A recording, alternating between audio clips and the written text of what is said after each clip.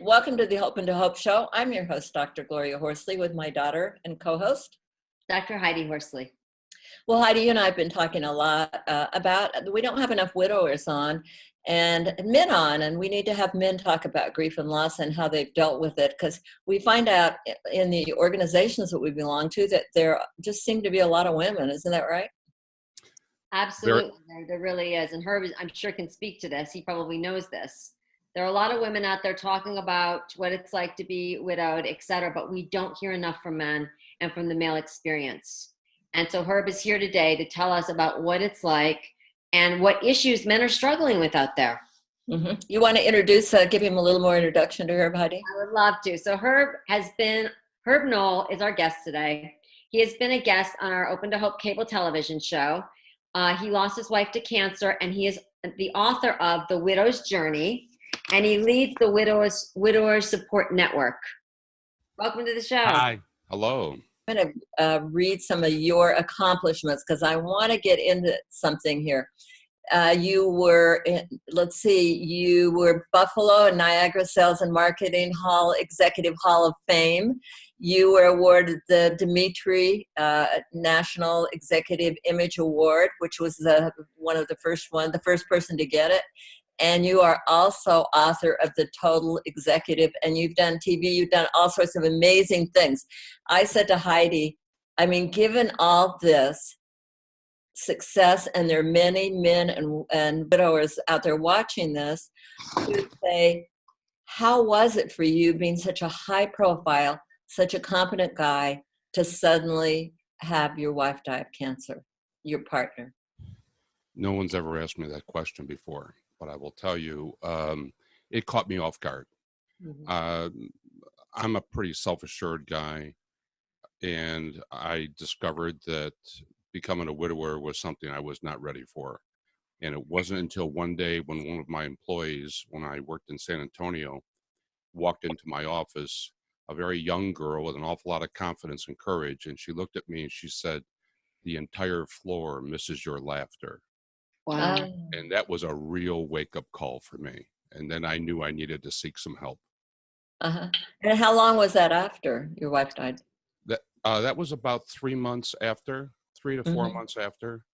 I had been going into work each morning about 4 o'clock and listening to ballads on my radio in my office. And I would stay till about 7 o'clock at night. And then I would go home, have a very brief dinner, and off to bed I went. And that was my life for several months. Yeah. Guys kind of expect that they'll probably die before their wives do, statistically. And when that happens to somebody who's an in-charge kind of guy, I mean, how did the other guys treat you? And was there any, were you able to give yourself some time off? How did that go? Actually, I went back to work 10 days after my wife passed. And my first day coming home into an empty house, I collapsed in my driveway. Wow.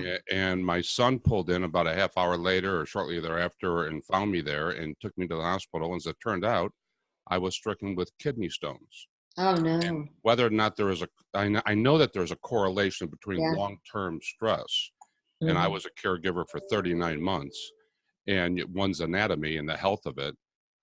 So whether or not that had something to do with my kidney stones, I'll never know, but it sure was coincidental. Yeah, right. And it was not fun. Right. Oh no, kidney stones are horrible. They're very, very painful. So you went on from there, and you researched your book for how long? 9 years. Actually, when I went looking for help, one of the places I looked for help was the local Barnes and Noble store. And as I asked the young man behind the counter, "What do you have for a new widower?" he looked at me, and after he typed it in his search engine, he said, "Mister, I don't have a damn thing for you." Wow. Oh my gosh. So I had, as you had mentioned, I had done some writing in the past. So your book was very successful, in fact, and more than just done some writing, right? I had more than my fair share of successes, yes. Yeah, the Total Executive. And before I left the bookstore that night, I said, well, somebody better write this book for men, and it might as well be me. Mm-hmm. So within a few months, I resigned my position in banking after 38 years and dedicated my life to serving gentlemen and the families that love them. Wow, I love it. Wow. And what have you found out is the major issue or major issues with widowers, with the men? There's so many. Among the big issues that face men is their suicide rate is 3 or 4 times greater than that of married men. And you know, that's really interesting because people always think, oh, teen, you know, they're always talking about teen suicide and all that, but it's really men over 60 living alone. Yeah. Right. They're at highest risk. Yeah. The suicide rate is high. Their substance abuse is very high, both legal and illegal. They have diabetes at an increased rate. They have hypertension at an increased rate. And because a lot of men, you know, they'll defer their health and their needs for their health care to their wife who's dying, you know, and they dismiss everything and they can't afford to do that. And I really became aware of that when I was a caregiver, and several people said to me, watch your health. I was so taken back by that. I kept on thinking to myself, I'm not sick. My wife is sick, you know, but Right. many people said that to me, and I should have listened because I didn't listen well enough. Yeah. But they also have problems with their faith. They have problems with their careers, with relationships. They have problems with their children if they have children. They have financial problems. They have legal problems. And unfortunately, men tend to be, they like making decisions. They're impulsive. And they think if they pull a trigger or two, that something better will happen. So they make a lot of ill-advised decisions. And they make them in almost every facet of their life. Some of them get married right away, right? I have one gentleman who I was working with. He actually asked a lady out at his wife's funeral. Wow. The daughter really took exception to that, and I had to intervene between the two of them so that they were able to kiss and make up. Maybe he was terrified of being alone, right? I think that's part of it, but I think another part of it has to do with you know, what did the wife suffer from? Was it Alzheimer's? You know, did he really lose her 5 years ago, mentally and emotionally? You know, he wasn't able to communicate with her. A lot of it has to do with how long he's a caregiver and what is the illness that he's dealing with. A man who loses his wife suddenly is probably pretty slow to ask somebody else out anytime soon. But a man who's been a caregiver for a long time, it's going to be sooner rather than later. You know what? This is a really good point, Herb, because I think there's a lot of judgment out there. And like you said, oftentimes you've kind of psychologically, you've lost them in many ways before they die. There's a lot of judgment about why are men dating so quickly and why are they involved with other people so quickly. And like you said, sometimes it's years where their spouses have been sick. Such a good point. Yeah. Yeah. We actually find ourselves working also with men who had long-term relationships. They were never married, and an unwanted breakup. I mean, that gentleman is as much a widower as somebody who lost his wife to death. And the people who have spouses or loved ones who have Alzheimer's, you know, they have like a double whammy because they not only lose the affection and the romance and the relationship, but they get to see the person each day. So it's hurtful for them, you know, because they're constantly being reminded of what was. So that's a loss too. Well, now tell us, when you say working with people, tell us some of the things you're doing. And I would think isolating is one of the things you would say is a no-no. In fact, one of the tips that I give folks all the time is get off the couch, you know, and I will tell you, I have been nurtured and I have been supported by the very fact that I'm doing the volunteer work that I'm doing. And tell us about that volunteer work.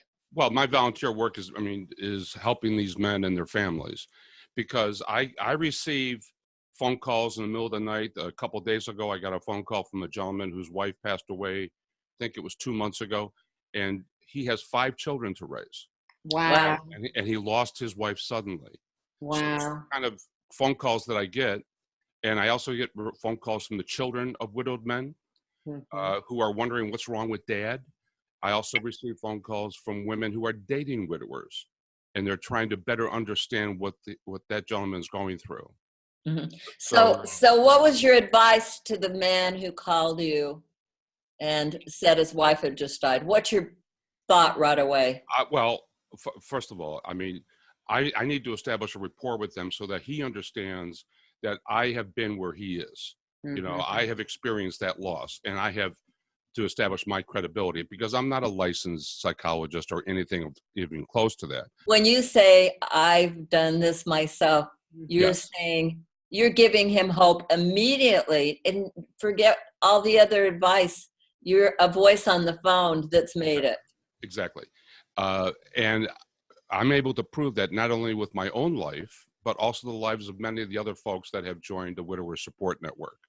And together, we support the men who introduce themselves to us or find us and try to help them navigate those difficult waters. And they are very difficult.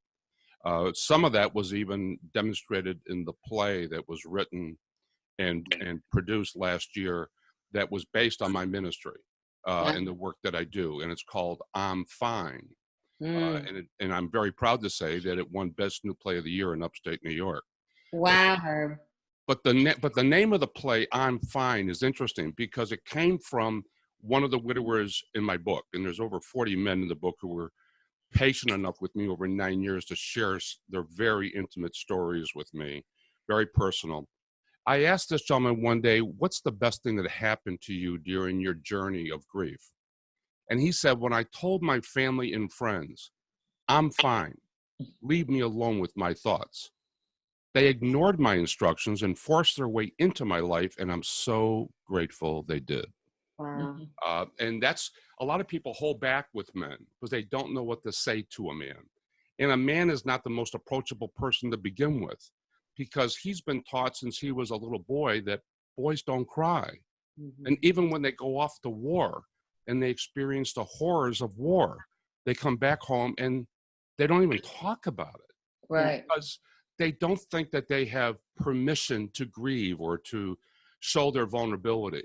So they hold everything in, and that's when all hell breaks loose with their lives and their anatomy and everything else. Right. Well, I even think of what you see in the fire department in New York. It says what happens here stays here. Men are socialized not to talk about what's going on. Right, exactly. And these men are also they suffer from post-traumatic stress. One of the men in the book was in the Air Force, and he took care of people in the Air Force who came back from combat zones. And among the things he took care of was people who suffer from post-traumatic stress. So I asked him one day, by the way, he lost his wife in Afghanistan. She was in the Air Force. Wow. So I asked him one day, do you see a similarity between post-traumatic stress for a combat veteran and post-traumatic stress for a widower? And he said, absolutely, it's the same symptoms. We look for the same things, and they're all present. Well, Herb, we're getting ready to close the show, and I want to tell people that they make sure that you get your book, and you've got a website, the Widowers Support Network. Right. You can go to that website and give us one piece of advice for those folks out there who've had a loss. The one piece of advice I'm going to give you, here's one you don't hear too often. Forgive yourself for any lingering regrets that you may possess. I should have told her I loved her more. I should have been there for her for the family picnic that I didn't go to. I should have brought her flowers, not just on Valentine's Day, but other times. I should have loved her more. And men have those regrets, and they will hinder your recovery. And I like to close off everything by saying that I hope all men who are widowed are able to celebrate the lives of their deceased brides by living theirs. Wow, that's wonderful, Herb. Thank you so much for being on the show today. And I hope everybody will go to the Widowers Support Network, right? Right. Very good. Thank you very much. Right, good. And, people who are widowers, but also people who know widowers, get some information, get Herb's book, learn about what it is for that family member that you're missing. And I actually receive as many favorable comments about the book from ladies as I do men, because there's so much material in there, either for their own use or for the use of the men in their lives who are widowed. And we can get your book, The Widower's Journey, on Barnes & Noble and on the Amazon and at your site. Amazon.com. And if you want an autographed one, you can do that through the website. And also, I have a Facebook page that I think is pretty special, if I can just mention this. Sure. I have 2 Facebook pages, but I just opened up a second one. And the second one is called Widowers Support Network Members Only. What I'm doing here is I'm giving a forum for men only, because men have a tendency to sort of open up a little bit more if they know it's only men that they're speaking to. Right. So we have men who are caregivers for terminally ill women, widowed men, and subject matter experts who are males who can help these men as well. And it's everything we do here at the Widowers Support Network is free. All right. Well, Herb, thank you so much for being on the show. We love you. We love what you're doing and your mission, and you're a fabulous guy. Thank you. You folks are great. I'm really proud to be associated with you. You are, Herb, and you really do live your best life. And I love that everything you're doing is free. You are changing so many lives. Thank you so much. You're quite welcome. Thank you. Good to see you. Bye now. Thanks, everybody, for watching this show today. And Heidi and I, and I'm sure Herb, all want to remind you that if you've lost hope, please lean on ours until you find your own, and God bless.